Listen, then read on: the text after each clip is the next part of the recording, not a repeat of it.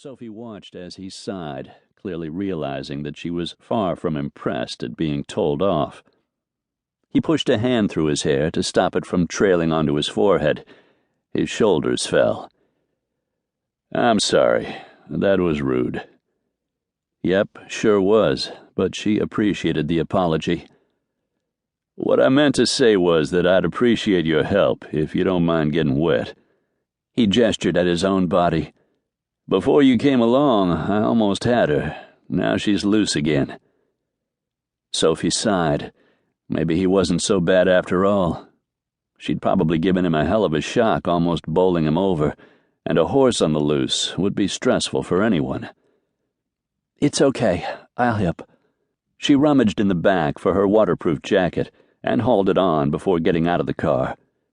"I'm with the local animal shelter, so it's no problem."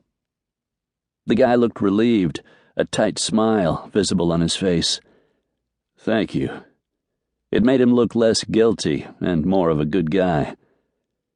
She pulled up the hood on her jacket, braced against the cold. "I've already phoned it in to the police. We'll have help soon." He groaned, face falling into his hands kind of groan. "This is not my night," he muttered. She raised an eyebrow in question before realizing he couldn't see. Why wouldn't he want the police involved?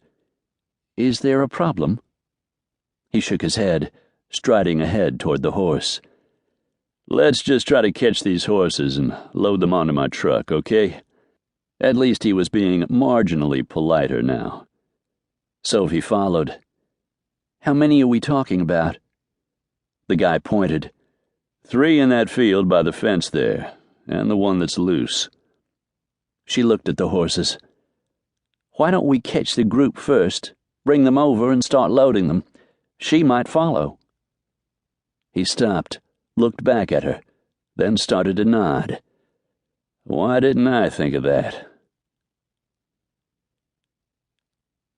Lark Anderson looked over the woman who'd almost run him over, and who was now his unlikely savior. He shouldn't have been so rude to her, but she'd sure scared the life from him. He glanced at her as they walked side by side toward the group of nervous horses, but her features were almost impossible to make out.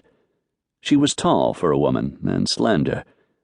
Her outline in the near dark showed a slim woman with long hair and a ponytail, but beyond that it was too hard to see. "So do you make a habit of working with your horses in the dark?" She said it with a laugh, but it made Lark's skin prickle. Even so, he wasn't going to bite. "Not usually, no," he said through gritted teeth. "But then it's not every day a fence is left mangled for a horse to get caught in either."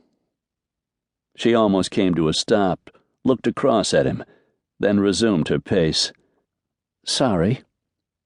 He shrugged and tucked his chin against his chest as another icy gust of wind slapped against his cheeks. "You're not from around here, are you?" "What gave it away?" he asked. "My weird accent?" This time she did stop. "Are you always this rude?" Lark shut his eyes for a heartbeat and sighed, pleased she couldn't see his face properly. "I'm sorry. It's been a long night." She didn't say anything. "Let's just say that adjusting to woolen socks and numb toes is harder than you'd think." She laughed. He was pleased that she was laughing at him rather than walking away, and he couldn't have blamed her for getting back in her car, blasting on the heat, and driving away. "As opposed to?" This time Lark laughed. "Would you believe it if I told you a cowboy hat in California?" He stopped a few feet from one of the horses and held his hand up slightly to tell her to do the same.